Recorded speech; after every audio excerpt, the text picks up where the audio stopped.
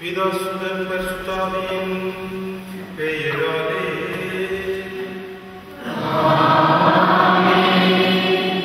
நம் ஆண்டவராகிய இயேசு கிறிஸ்துவின் அருளும் கடவுளின் அன்பும் தூய ஆவியின் நட்புறவும் உங்கள் அனைவரோடும் இருப்பதாக.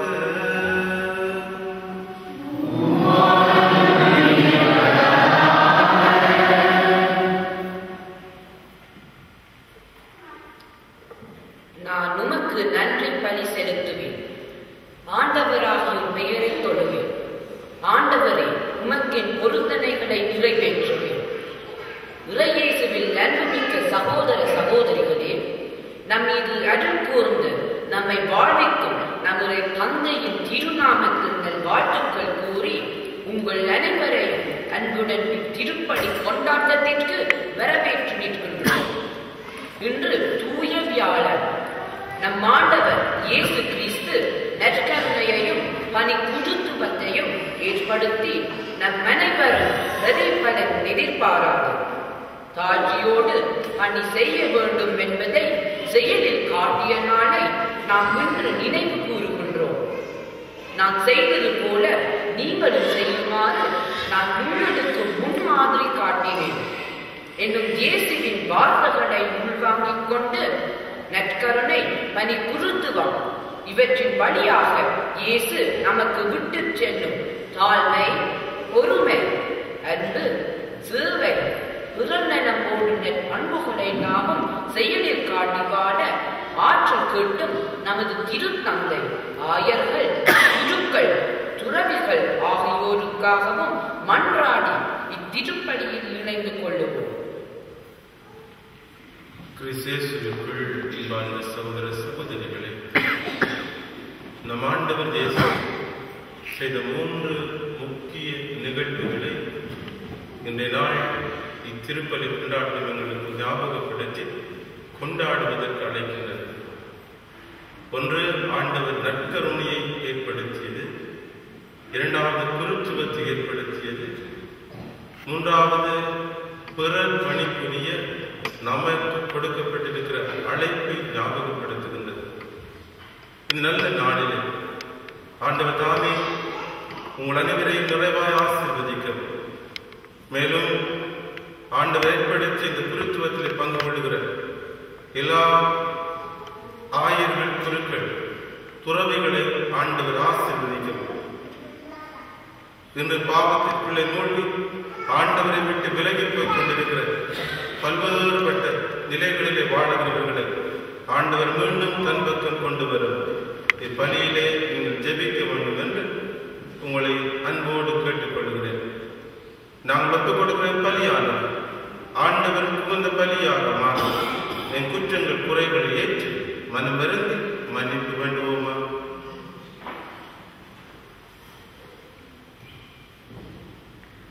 எல்லாம் வல்ல இறைவனிடமும்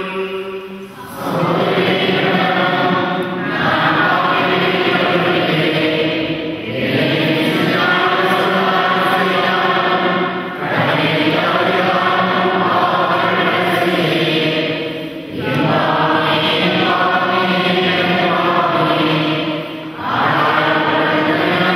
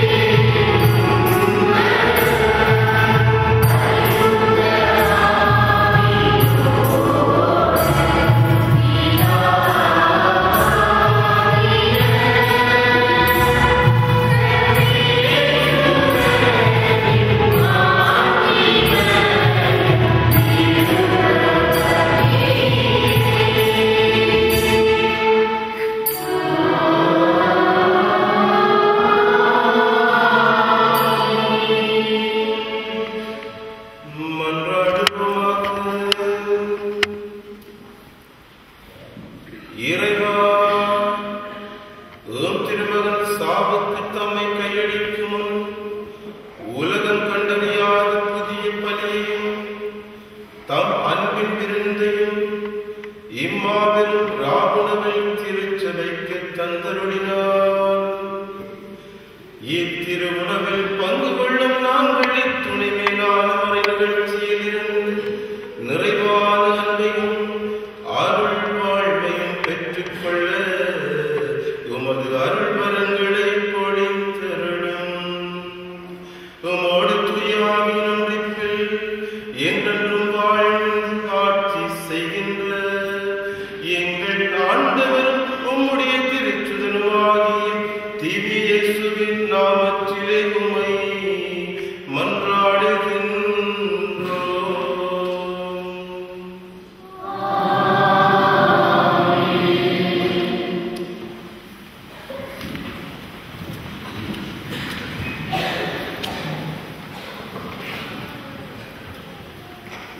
முதல் வாசகம். பாஸ்கா திருநாள் பற்றிய விதிமுறைகள். விடுதலை பயணம் இருந்து வாசகம். எகிப்து நாட்டில் ஆண்டவர் மோசேயுக்கும் ஆரோனுக்கும் பின்வருமாறு கூறினார்: உங்களுக்கு மாதங்களில் தலையாயது இம்மாதமே. ஆண்டில் உங்களுக்கு முதல் மாதமும் இதுவே. இஸ்ரேல் மக்கள் கூட்டமைப்பு முழுவதற்கும் நீங்கள் அறிவீர்கள். அவர்கள் இம்மாதம் 10ஆம் நாள் குடும்பத்துக்கு ஓர் ஆடு, வீட்டிற்கு ஓர் ஆடு என்று தேர்ந்தெடுத்துக் கொள்ளட்டும். ஒரு ஆட்டினை உண்ண வேறு வீட்டில் போதிய ஆடுகள் இல்லையெனில் உண்போரின் எண்ணிக்கையில் உண்ணும் அளவுக்கும் ஏற்ப அன்பு வீட்டாரை சேர்த்துக் கொள்ளட்டும்.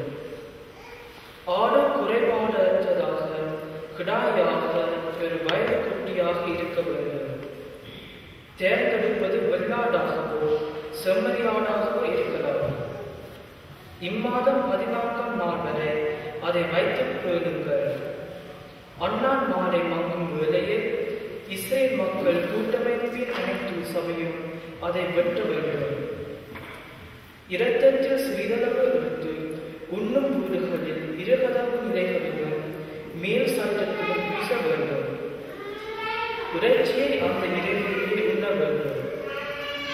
நெருப்பில் அதனை வாட்டி புளிப்பெற்ற அப்பத்தோடும் கசப்பு கீரையோடும் உண்ண வேண்டும். நீங்கள் அதனை உண்ணும் முறையாவது இடையில் கச்சை கட்டி கால்களில் காலணி அணிந்து கையில் போல் பிடித்து விரைவாக உண்ணுங்கள்.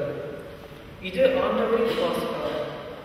ஏனெனில் நான் இன்றிரவிலேயே எகிப்து நாடுகளில் கடந்து சென்று எகிப்து நாட்டில் மனித தொடங்கி விலங்கு வரை அனைத்து ஆண்பால் தலைப்பிறப்பையும் சாகடிப்பேன். எகிப்தில் தெய்வங்கள் அனைத்தின் மீதும் நான் தீர்ப்பிடுவேன். நானே ஆண்டவர். இரத்தம் நீங்கள் இருக்கும் வீடுகளில் உங்களுக்கு அடையாளமாக இருக்கும். நான் இரத்தத்தை கண்டு உங்களை கடந்து செல்வேன்.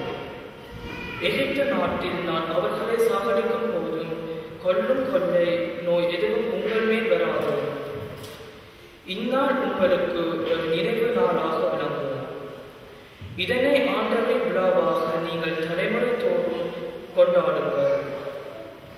இந்த விழா உங்களுக்கு நிலையான நியமமாக இருப்பதாக. இது ஆண்டவர் வழங்கும் அறிவாக்கு.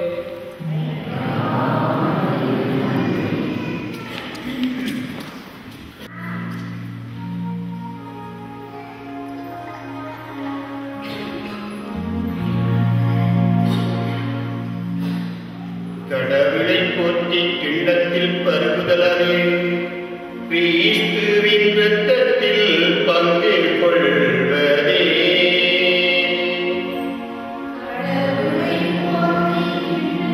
பருகுதலே கிறிஸ்துவின் இரத்தத்தில் பங்கு கொள்வதே.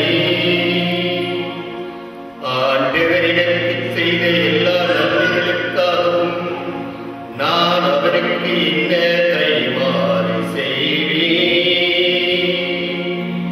மீட்பின் கிண்ணத்தை கையில் எடுத்து ஆண்டவரது பெயரை தொழுவேன். கடவுளை போற்றி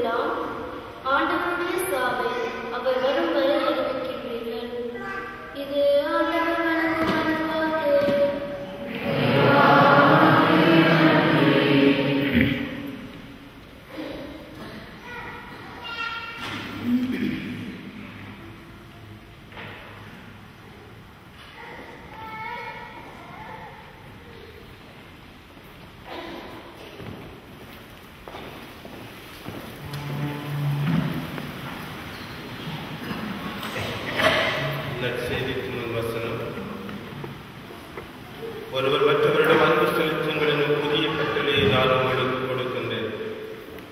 நான் உங்களிடம் அன்பு செலுத்தியது போல நீங்களும் ஒருவர் மற்றவரிடம் அன்பு செலுத்துங்கள் என்கின்றார் ஆண்டவர். ஆண்டவர் உங்களோடு இருப்பாராக.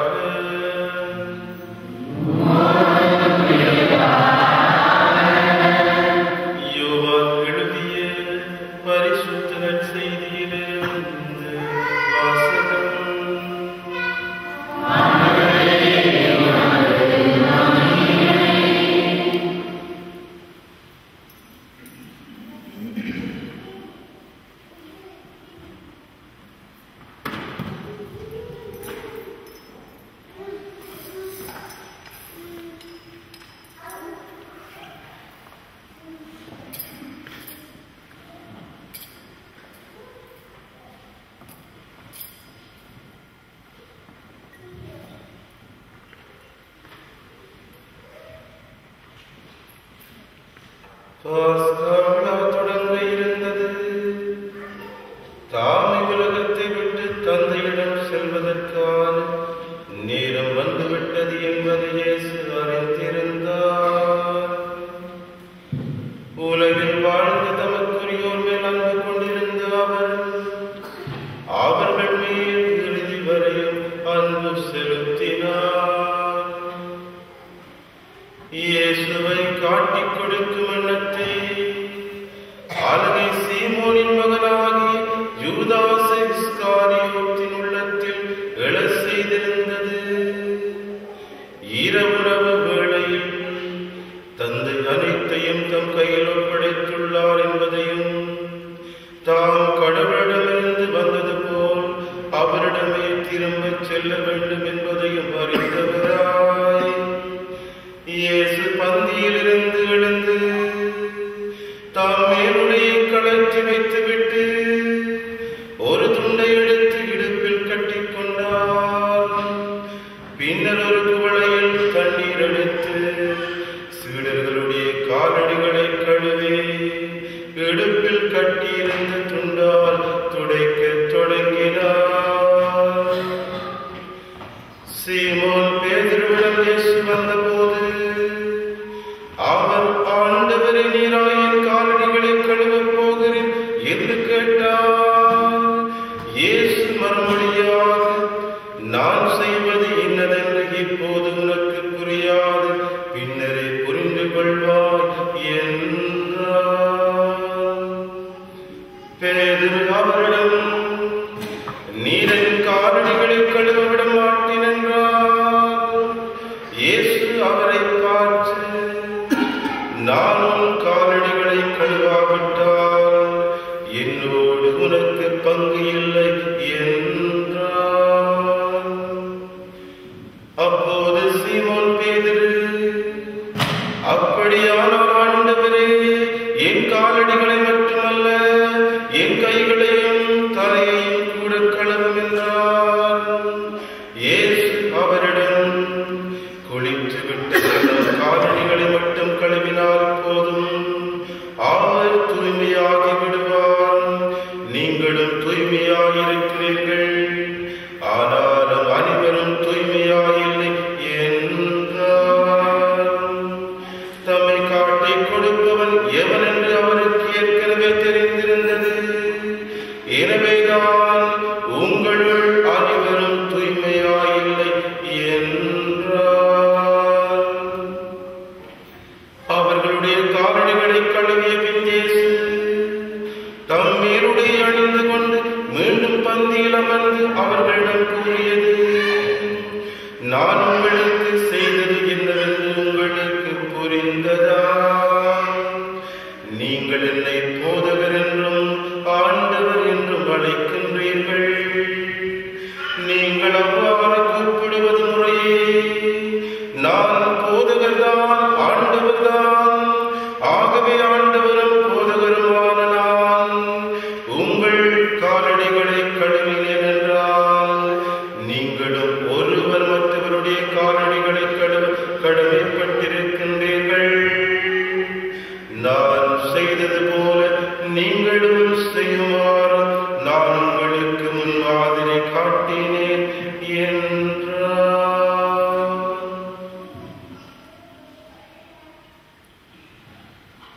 இது இயேசு கிறிஸ்து வழங்கும் நற்செய்தி.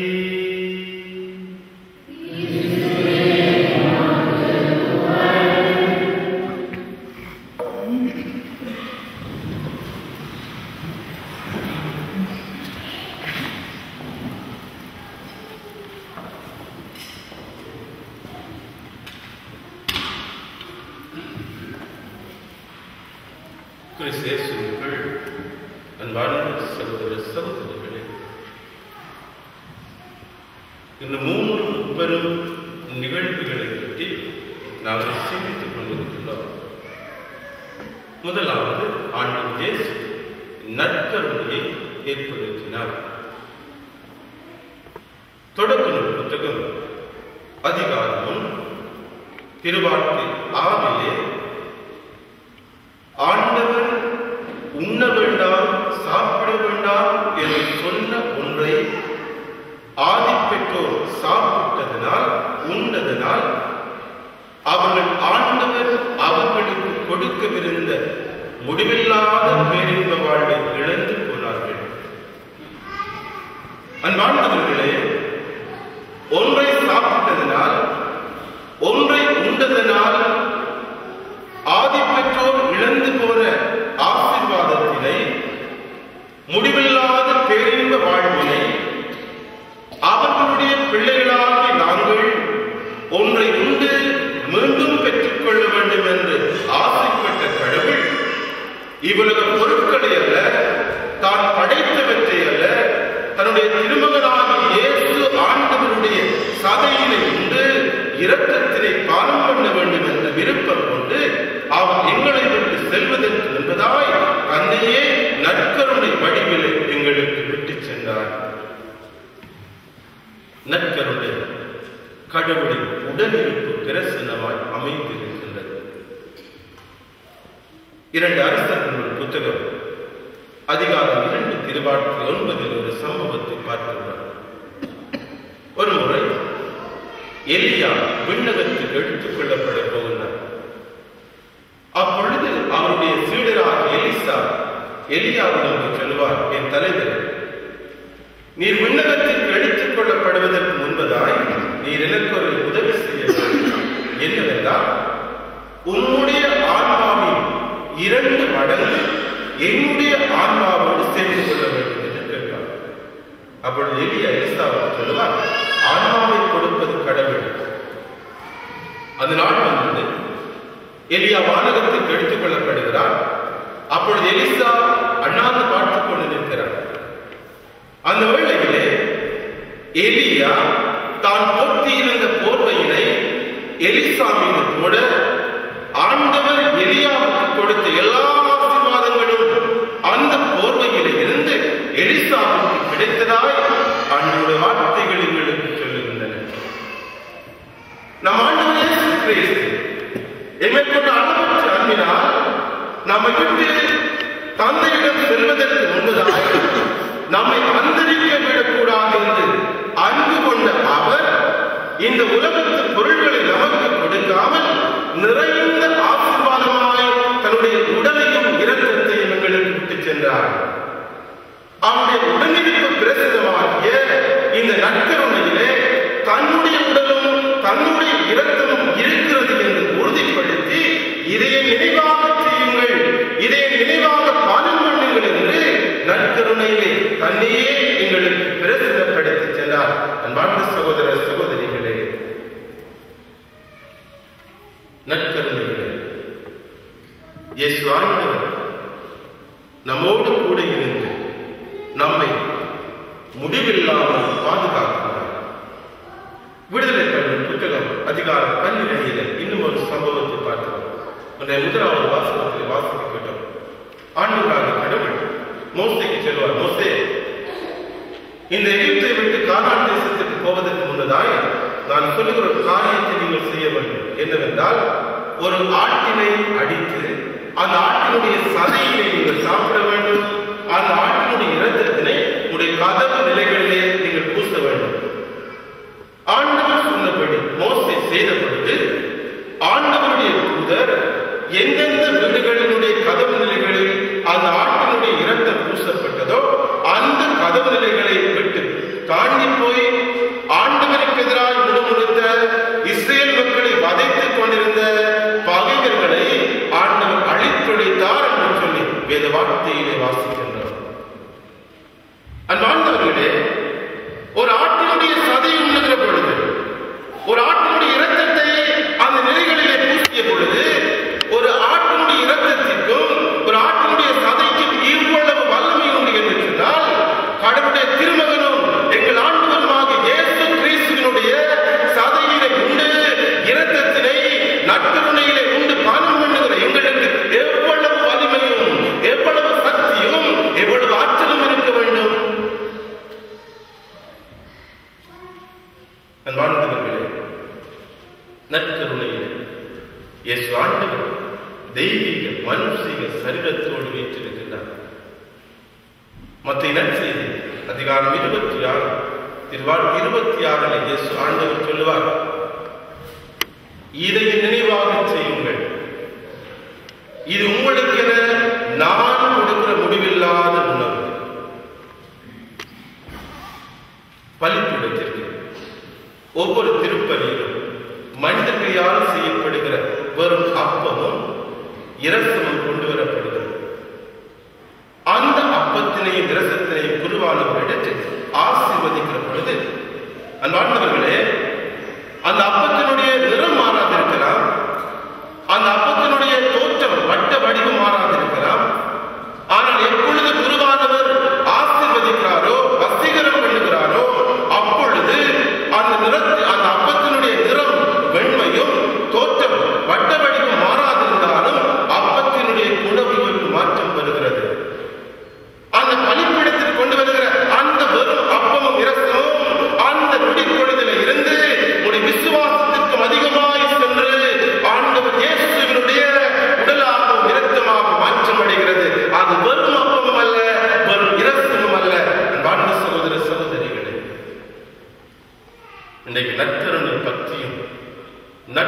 குறித்த விசுவாசமும் அருகிக் கொண்டு போவதை பார்க்கிறோம். ஒவ்வொரு திருப்பலியிலும் நாங்கள் குருவானவர் இயேசு ஆண்டவருடைய திருவுடல் திருரத்தம் என்று சொல்லுகிற பொழுது நாங்கள் என்ன பதில் சொல்லுகிறோம்? ஆமேன் என்று சொல்லுகிறோம். ஆமேன் என்றால் கிரேக்க மொழியிலே இதுவும், அதாவது ஆகட்டும், உண்டாகட்டும் என்று பொருள்படும். ஒவ்வொரு திருப்பலியிலும் இயேசு ஆண்டவருடைய திருவுடல் திருரத்தம் என்று சொல்லுகிற பொழுது ஆகட்டும், ஏற்றுக்கொள்கிறேன், உண்டாகட்டும் என்று சொல்லி நாங்கள் பெற்றுக்கொள்கிறோம். ஆனால் எத்தனை பேர் அன்பானவர்களே உண்மையாகவே அது ஆண்டவருடைய திருவுடல் தான், ஆண்டவருடைய திருரத்தம் தான், ஆண்டவரைத்தான் நான் உட்கொள்கிறேன், ஆண்டவரைத்தான் என்னுடைய உள்ளத்தில் நான் ஏற்றுக்கொள்கிறேன் என்ற விசுவாசத்தோடு நம்பிக்கையோடு தன்னுடைய ஆண்டவரை ஆமேன் என்று சொல்லி பெற்றுக் கொள்கிறோம். ஆலயத்துக்கு வருகிற பொழுது ஒரு ஆலயத்தில் குப்பை கிடந்தால் அல்லது ஆலயத்தினுடைய கதிரைகள் தாறுமாறாக கிடந்தால் ஒழுங்குபடுத்துகிறோம். அந்த குப்பையிலே பொறுக்கி குப்பை வாளிகளை கொடுக்கிறோம். ஏனென்றால் கடவுள் வாழுகிற ஆலயம். ஒவ்வொரு திருப்பலியிலும் நாங்கள் நற்கண்ணை உட்கொள்கிற பொழுது ஆண்டவர் ஆலயத்தினுள்ளே நற்கண்ணை பிழையினுள்ளே இருக்கிறார். ஆனால் திருப்பலியிலே ஆமேன் உட்கொள்ளுகிற பொழுது நாங்கள் கடவுள் படைத்த ஆலயமாகிய உடலாகிய ஆலயத்தினுள்ளே உள்ளமாகிய ஆலயத்தினுள்ளே ஆண்டவரை ஏற்றுக்கொள்கிறோம். அப்படி ஆண்டவர் ஏற்றுக்கொள்கிற பொழுது எங்களுக்கு என்ன நடக்கிறது? சொல்லுவார், அந்த வேளையிலே ஆண்டவர் இயேசுவினுடைய உடல் எங்கள் உடலாகவும் ஆண்டவர் இயேசுவினுடைய இரத்தம் எங்கள் இரத்தமாக மாற்றம் அடைகிறது. அன்பார்ந்த சகோதர சகோதரிகளே, மேலும் திருச்சபை படிப்பினையில் தூய அக்குவினார் சொல்லுகிறார். அவர் அழுகையை பற்றி சபிக்கிற பொழுது சொல்லுவார், ஓ அழுகையை, என் ஆண்டவர் இயேசுவினுடைய சதையினை உண்டு இரத்தத்தினை பானம் பண்ணுகிற இந்த பிள்ளையை உன்னுடைய மாய மந்திர கட்டுகளோ, நீ கட்டவிழ்த்து விடுகிற எந்த வாதை வருத்தங்களோ, உன்னுடைய ஏவுதல்களோ, நீ பணிதீர்க்க நினைக்கிற எந்த காரியங்களோ அந்த பிள்ளைகளை திருண்ட முடியாது. ஏனென்றால் என் ஆண்டவர் இயேசுவினுடைய சதையும் இரத்தமும் அந்த பிள்ளைகளுடைய உடலாகவும் இரத்தமாக மாற்றம் அடைந்திருக்கிறது. அந்த பிள்ளையிலே நீ கைவிக்க முடியாது என்று சொல்லுவார். அன்பார்ந்த சகோதர சகோதரிகளே,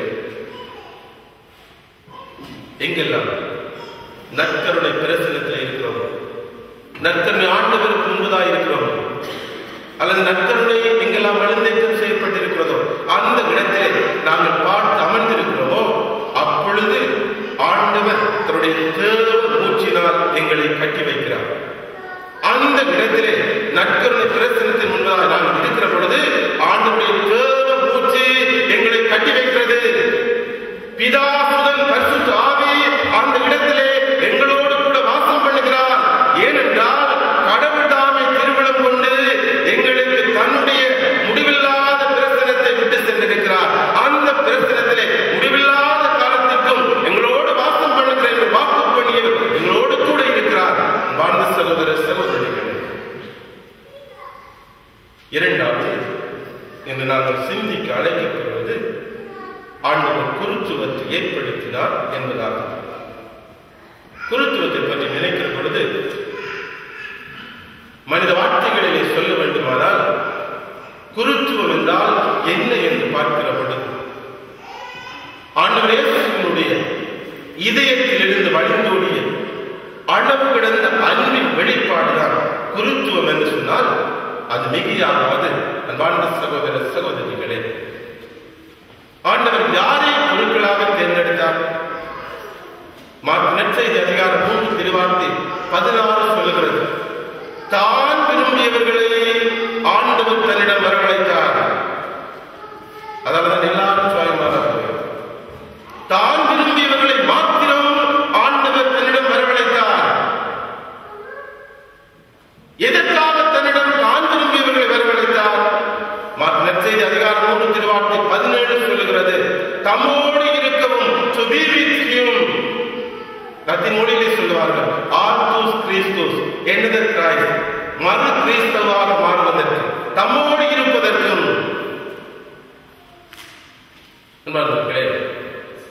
ஒரு நாள் எங்கள் கணவன் போய் சுவாமிகிட்ட கேட்டாரா, சுவாமி என்னுடைய மனைவி எனக்கு அடக்கிறாங்க சுவாமி, அவ அடக்கிறதுக்கு ஏதாவது வழி சொல்லுங்க. அப்ப சுவாமி பெருமூச்சு விட்டுட்டு சொன்னாரா, தம்பி மனுஷி அடக்கிறதுக்கு வழி தெரிஞ்சா நாயே சுவாமி ஆவாங்க. மனுஷி அடக்கிறதுக்கு வழி தெரிஞ்சா நாயே சுவாமி ஆவாங்க. அன்பார்ந்தவர்களே, தன்னோடு இருப்பதற்கு, ஆண்டவர் இயேசுவோடு இருப்பதற்கு முதலாவது. இரண்டாவது ஆண்டவர் குருக்களை தேர்ந்தெடுத்தார். நற்செய்தி அதிகாரம் 18 சொல்லுகிறது, தங்களுடைய விருப்பங்களை அல்ல, ஆண்டவர் இயேசுவாகி தன்னுடைய விருப்பத்தினை நற்செய்தி வடிவிலை பறைசாற்றுவதற்கும் நற்செய்தி அறிவிப்பதற்கும். தங்களுடைய திட்டங்களை அல்ல, தங்களுடைய புகழ்ச்சிகளை அல்ல, தங்களுடைய எண்ணங்களை மற்றவர்களுக்கு கொடுப்பதற்காக அல்ல, கடவுளுடைய திட்டங்கள், கடவுளுடைய விருப்பங்கள் கொடுப்பதற்காக அழைக்கப்பட்டார். ஒரு நாள் குருவானவர் திருப்பலிக்கு கொடுத்துக் கொண்டிருக்கும் பொழுது பிரசங்கம் வைத்த வேளையில ஒரு அரை மணி நேரம் பிரசங்கம் வைக்கணும். பிரசங்கம் வைக்கும்போது முன்னுக்கு ஒரு அம்மா இருக்கிறார். அந்த அம்மா பிரசங்கத்தில் அப்படி மூழ்கி போயிட்டார். மூழ்கி போய் இப்ப இல்லை முதல் அப்ப மூழ்கி போய் அந்த அம்மா என்ன செய்யறான்னா அழுதான். பிரசங்க சுவாமி கையை எடுக்கிறாரு, கால் எடுக்கிறாரு, தலையை ஆட்டுறாரு, அசைக்கிறாரு. சுவாமி அந்த அம்மா அழுல சுவாமிக்கு இன்னும் வேகம் கூடிச்சு. பிரசங்கத்தை சுவாமி கூட்டி கொண்டே போறாரு. அரை மணி நேரம், 3/4 மணி நேரம், 50 நிமிஷம் போய் சுவாமி நிப்பாட்ட பாடு இல்லை. அப்ப பூசை முடிஞ்சோடனே சுவாமி சந்தோஷம். அடி நம்ம அன்னைக்கு அந்த பிரசங்கம் கேட்டு அழுது இருக்கிறாவே. சுவாமி பிரசங்கம் முடிச்ச உடனே ஓடி போறாரு. அம்மா பார்க்க, அம்மா வெளியில் இருக்கிறா. அம்மான்னு கூப்பிட ஃபாதர் நம்ம வாரா, அம்மான்னு கூப்பிட ஃபாதர் வந்த உடனே அம்மா நீங்க நிப்பாடுங்க, எனக்கு எல்லாம் தெரியுமா, நீங்க அடுத்த நான் பார்த்தேன்னா இந்த பிரசங்கம் அந்த அளவு தட்டு பண்ணி இருக்கு, அந்த அளவு தொட்டு இருக்குமா சொல்ல. சுவாமி அம்மா சொன்னாவா, ஃபாதர் உங்க பிரசங்கம் என்ன தொடையில ஃபாதர், நான் அழுதற்கு ஒரு காரணம் இருக்கு. என்னமா இந்த பிரசங்கம் உங்களுக்கு தொடையிலையா, ஏன் அழுதுங்க? அப்ப அந்த அம்மா சொன்னாவா, ஃபாதர் 3 நாளைக்கு முதல் நான் ஒரு ஆடு ஒன்று வளர்த்தேன். அந்த ஆட்டுக்கு நீங்க வச்சிருக்க மாதிரி குஞ்சு தாடி இருந்தது ஃபாதர். குஞ்சு தாடி நீங்க இப்பெல்லாம் தலையாடி பிரசங்கம் வச்ச போது ஃபாதர் அந்த ஆடு தலையாடுற மாதிரியே எனக்கு இருந்தது ஃபாதர். அதான் ஃபாதர் அந்த நேரமெல்லாம் நான் ஆட்டில் அழுது என்ன நினைக்காது.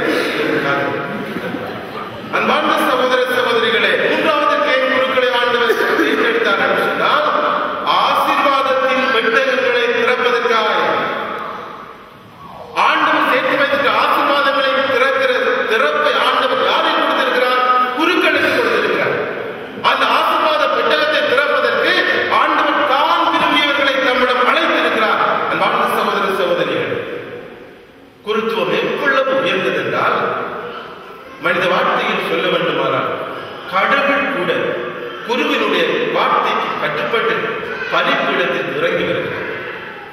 ஒவ்வொரு திருப்பலியிலும் குருவானவர் வெறும் அப்பத்தினை, வெறும் இரசத்தினை எடுத்து வானத்தை அண்ணாந்து பாட்டு வசீகர வார்த்தைகளை சொல்லி இது ஆண்டவர் இயேசுவினுடைய உடலாகவும் இரத்தமாக மாற்றும்படி என்று மன்றாடுகிற பொழுது அந்த குருவினுடைய வசீகர வார்த்தைகளுக்கு செவி கொடுக்கிற கடவுள் விண்ணகத்திலிருந்து இறங்கி வந்து மண்ணகத்திலே இந்த பலிப்பீடத்திலே அந்த வெறும் அப்பத்தையும் இரத்தத்தையும் தன்னுடைய திருவுடலாகவும் இரத்தமாக மாற்றிக் கொடுக்கிறார்.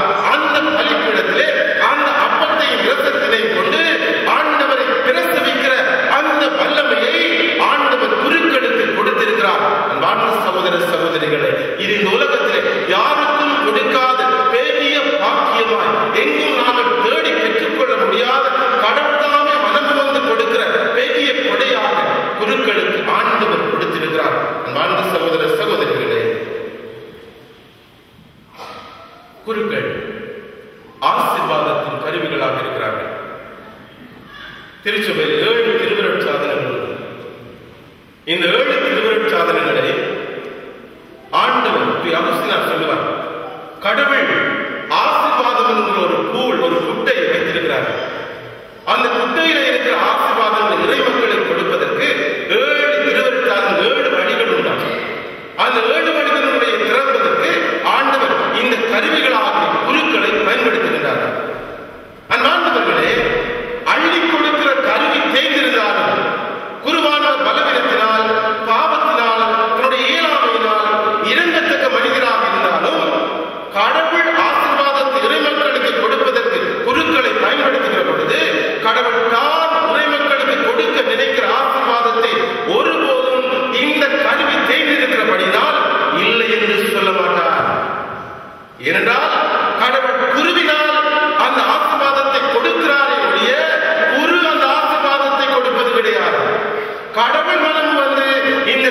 கொடுக்கிற கருவி தேர்ந்தெடுக்கிற பொழுதும் தன்னுடைய நிறைந்த ஆசீர்வாதத்தை அந்த கருவிக்கு மேற்பதாய் சென்று கொடுக்கிறார்.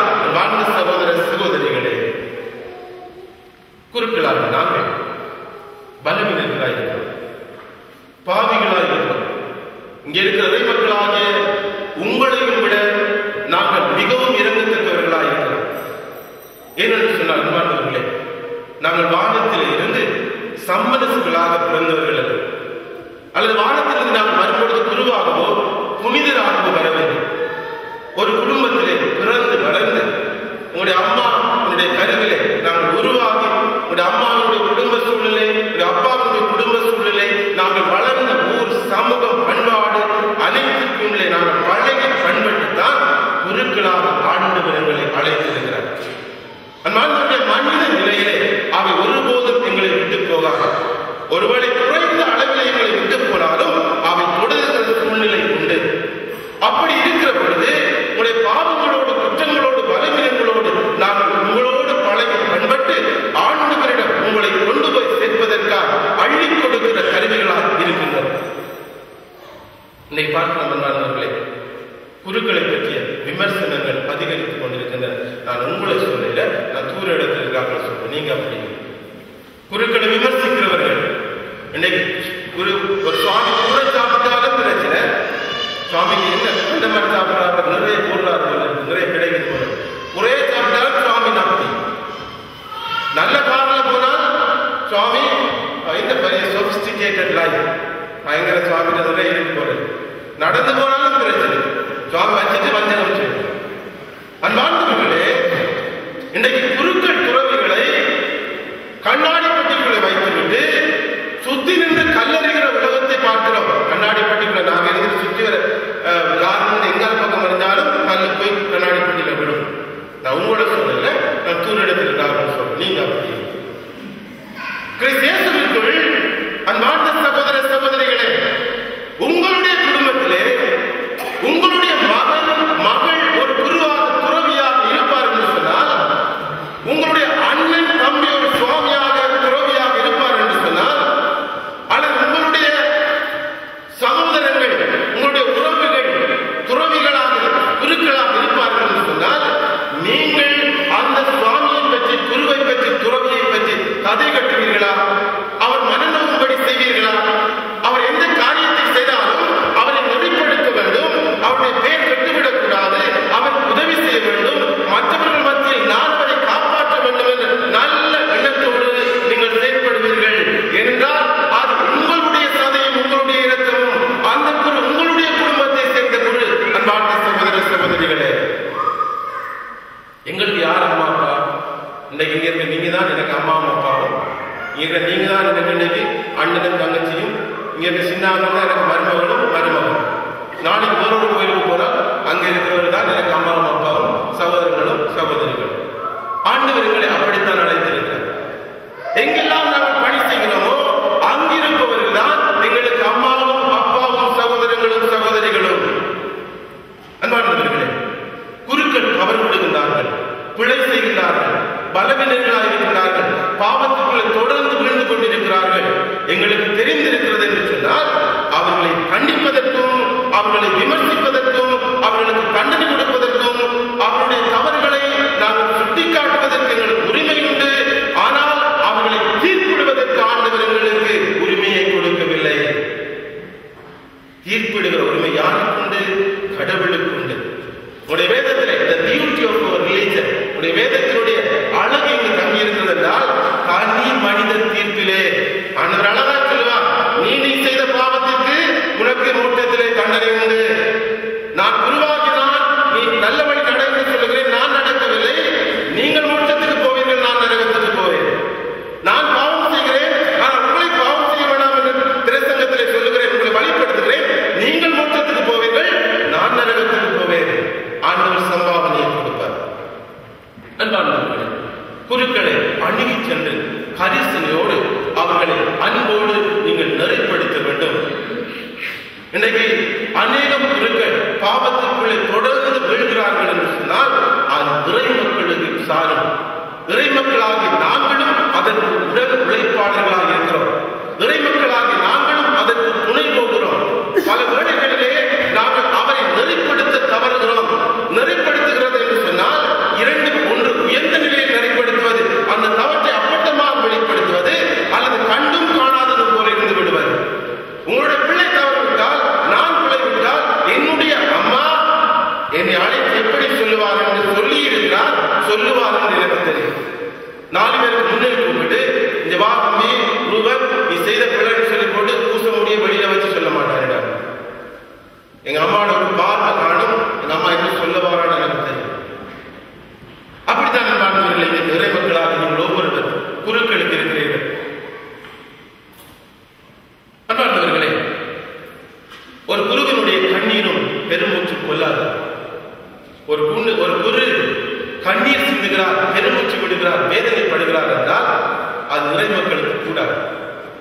என்ற ஆண்டவருடைய வார்த்தையில பார்க்கிறோம். 2 அரசர்கள் புத்தகம் அதிகாரம் 2 திருவார்த்தைகள் 19 தொடக்கம் 23 பகுதியில் ஒரு முறை எலியா இறைவாக்கினர் அந்த மக்களுக்கு நிறைய காரியங்களை செய்ய சொல்லி சொன்னார். அவர்கள் கேட்கவில்லை. ஆனால் அந்த மக்கள் அவரை பரிகாசம் பண்ணினார்கள். அவருக்கு தலையில் முடி இல்லை. அப்பொழுது என்ன சொல்லுவார்கள் என்றால், அவர் ரோட்டிலே போகிற பொழுது சின்னவர்கள் பெரியவர்களாம் சேர்ந்து கல்லால் எறிஞ்சி வழுக்கை தலையாகவோ வழுக்கை தலையாகவோ என்று பரிகாசம் பண்ணுவார்கள். இந்த எலியா போய் ஒரு நாள் ஆண்டவரிடம் முறைப்படுகிறார். ஆண்டவரே, நீதானே என்னை அழைத்தார், நீதானே இந்த மக்களுக்கு என்னை அனுப்பி வைத்தார், இந்த மக்கள் எல்லாம் சேர்ந்து பரிகாசம் பண்ணுறாங்களே, என்னை இப்படி வேதனைப்படுத்துறாங்களே என்று பெருமூச்சோடு கண்ணீர் சிந்து மன்றாடினார். அவனுடைய வார்த்தை சொல்லும், ஆண்டவர் 2 பொன் கரடிகளை அனுப்பி 43 பேரை குதிர கடித்தார் என்று சொல்லும். இது சாபக்கேடு அல்ல. ஆண்டவர் அழைத்தவர்களை நாங்கள் எவ்வாறு நோக்க வேண்டும் என்று ஆண்டவர் எங்களுக்கு அறிவுறுத்துகின்றார். எண்ணிக்கையின் புத்தகம் அதிகாரம் 12 திருவார்த்தை 1 தொடக்கம் 12 ஒரு முறை மோசேக்கு எதிராய் ஆரோனும் அவருடைய சகோதரியாக மிரியாமும் முணுமுணுக்கிறார்கள். ஏனென்றால் மோசே தனியே போய் ஆண்டவரை சந்தித்து விட்டு வருகிறார். நாங்களும் ஆண்டவருக்கு பணி செய்கிறோம். ஆனால் எங்களை மோசே கூட்டி போவதில்லை ஆண்டவரை சந்தித்தது. அப்படி முணுமுணுத்த பொழுது மோசே போய் ஆண்டவரை முறைப்படுவார். ஆண்டவரை, நீதானே இந்த தனியை வர சொல்றேன், வர சொல்றேன், வரைக்கும் வர சொல்றேன். அப்படி இருக்கிற பொழுது இந்த 2 பேரும் மற்றவர்களை தூண்டி விடுகிறார்களே, மோசைக்கு எதிராக கிளர்ந்தெடுங்கள், மோசை ஏதாவது செய்யுங்கள், மோசை அப்புறப்படுத்துங்கள் என்று சொல்லி வாழ்ந்தவர்களே, ஆண்டவர் மிரியாமை கண்டித்தார் என்று வேத வாக்கியம் எங்களுக்கு சொல்லுகிறது. விடுதலை புத்தகம் அதிகாரம் 17 திருவார்த்தை 8 தொடக்கம் 16 ஒரு சம்பவத்தை பார்க்கிறோம். ஒரு முறை இஸ்ரேல் மக்கள் அமலேக்கியரோடு போர் புரிவார்கள். அமலேக்கியரோடு போர் புரிகிற பொழுது மோசே மலைக்கு போய் 2 கரங்களை உயர்த்தி ஜெபிக்கிறார். இந்த போர் நாள் முழுவதும் தொடர்கிறபடியால் மோசையுடைய கரங்கள் கடந்து போகின்றன. எப்பொழுதெல்லாம் மோசையுடைய கரங்கள் உயர்ந்திருக்கிறதோ அப்பொழுது இஸ்ரேல் மக்கள் வென்று விடுகிறார்கள். எப்பொழுதெல்லாம் மோசையுடைய கரம் தாழ்ந்து விடுகிறதோ அப்பொழுது அமலேக்கியர்கள் போரில் வெற்றி அடைந்திருக்கிறார்கள். அந்த வேளையில் இதை பார்த்த ஆரோனும் ஊரும் ஓடி போய் 2 மனிதர்கள் ஓடி போய் மோசையுடைய கரத்தை தூக்கி பிடிக்கிறார்கள். அவர்கள் உயர்த்தி பிடிக்கிற பொழுது மோசையுடைய கரத்தினை அந்த ஆரோனும் ஊரும் இஸ்ரேல் மக்கள் வெற்றி கொண்டார்கள் என்று அவனுடைய வார்த்தை எங்களுக்கு சொல்கிறது. இங்கே இருக்கிற இறை மக்களாக நீங்கள் ஒவ்வொருவரும் புதிய ஆரோனும் ஊருமாய் இருக்கின்றீர்கள் வாழ்ந்தவர்களே. குருக்கள் தவறுகிற பொழுது, குருக்கள் வீழ்கிற பொழுது, குருக்கள் பலவீனத்திற்குள்ளே அடிமைப்படுகிற பொழுது, குருக்கள் செபவாழ்வை விட்டு தவறுகிற பொழுது, குருக்கள் தாங்கள் செய்ய வேண்டிய காரியங்களிலிருந்து விலகி நடக்கிற பொழுது, உண்மைக்கு நீதிக்கு மறுப்பாய் அவர்கள் வாழ்க்கை அமைந்திருக்கிற பொழுது, இங்கே இருக்கிற ஒவ்வொருவரும் புதிய ஆரோனும் ஊருமாய் மாற வேண்டியவர்களாய் ஆண்டவர்களை ஏற்படுத்தி வைத்திருக்கிறார் என்று சொன்னால் அது மிகையாகாது. அன்பார்ந்த சகோதர சகோதரிகளே, 3வது இந்த நாள் உங்களுக்கு ஞாபகப்படுத்துவது பிறரன்பு கட்டளை. நாங்கள் மற்றவருக்கு பணி செய்ய முன்மாதிரியாய் அழைக்கப்பட்டிருக்கிறோம். அன்பார்ந்தவர்களே, மார்க்குவும் மத்தேயுவும் நற்செய்தியாளர்கள் ஆண்டவர் இயேசுவினுடைய இராப்போஸ்தலத்தை பற்றி பேசுகிறார்கள். ஆனால் யோவான் நற்செய்தியாளர் இராப்போஸ்தலத்தை பற்றி பேசாமல் கால் கழுவுகிற சடங்கை பற்றி பேசுகிறார். ஏன் பாதம் கழுவுகிற கால் கழுவுகிற சடங்கை பற்றி பேசுகிறார் என்றால், இந்த யோவான் நற்செய்தி எழுதப்பட்டது கிறிஸ்துவுக்கு பின் 90ஆம் ஆண்டுகளில். ஆனால் இந்த மார்க்கு மத்தேயு நற்செய்தி எழுதுகிற பொழுது அவர்கள் கிறிஸ்துவுக்கு முன் 70ஆம் ஆண்டுகளில் நற்செய்தி எழுதிய பொழுது அந்த வழியிலே நற்கருணை கொண்டாட்டத்தை பற்றிய நிகழ்வுகளை அவர்கள் சுட்டிக்காட்டுகிறார்கள். இறை மக்கள் நற்கருணை கொண்டாட்டத்தில் பங்கு பெற்றுக் கொண்டிருக்கிறார்கள். ஆனால் யோவான் நற்செய்தி எழுதிய பொழுது நற்கருணை கொண்டாட்டம் இருக்கிறதை ஒழிய அது வாழ்வாக்கப்படவில்லை. ஆகவேதான் யோவான் ஆண்டவர் இயேசுவுடைய பாதம் கழுவும் சடங்கை பற்றி சொல்லி நற்கருணை கொண்டாட்டம் மாத்திரமல்ல, அது வாழ்வாக்கப்பட வேண்டும். மற்றவருடைய பாதங்களை கழுவுகிற அளவிற்கு எங்களை தாழ்த்த வேண்டும். நாங்கள் பாதங்களை கழுவுகிற அளவிற்கு ஆண்டவர் முன்மாதிரி காட்டியதை பின்பற்றி மற்றவருக்கு உதவி செய்யவும், மற்றவரை வழிப்படுத்தவும், மற்றவருக்கு எங்களால் முடிந்தவரை ஆண்டவரை பிரதிபலிக்கிற காரியங்களை செய்யவும் வேண்டும் என்று சொல்லி யோவான் தன்னுடைய நற்செய்தியிலே பாதம் கழுவுகிற சடங்கை எங்களுக்கு சுட்டிக்காட்டி இருக்கிறார். அன்பான சகோதர சகோதரிகளே,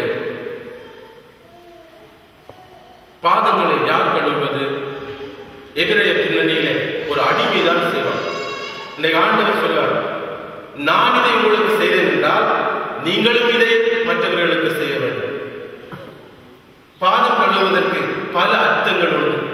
வெறுமனை போய் காலை கழுவுவதல்ல, அந்த காலை கழுவுவதற்கு அதிகமாய் பல காரியங்களை நாங்கள் மற்றவர்களுக்கு செய்ய அழைக்கப்படுகிறோம். பிறர் அன்பு பணிகள் உங்களுக்கு தெரியும், என்னென்ன விதமான பணிகளை ஆண்டவர் எங்களுக்கு கொடுத்திருக்கிறார். ஒருவேளை நாங்கள் மற்றவரை வெறுத்திருக்கிறோம் என்று சொன்னால் அன்பு செய்யவும்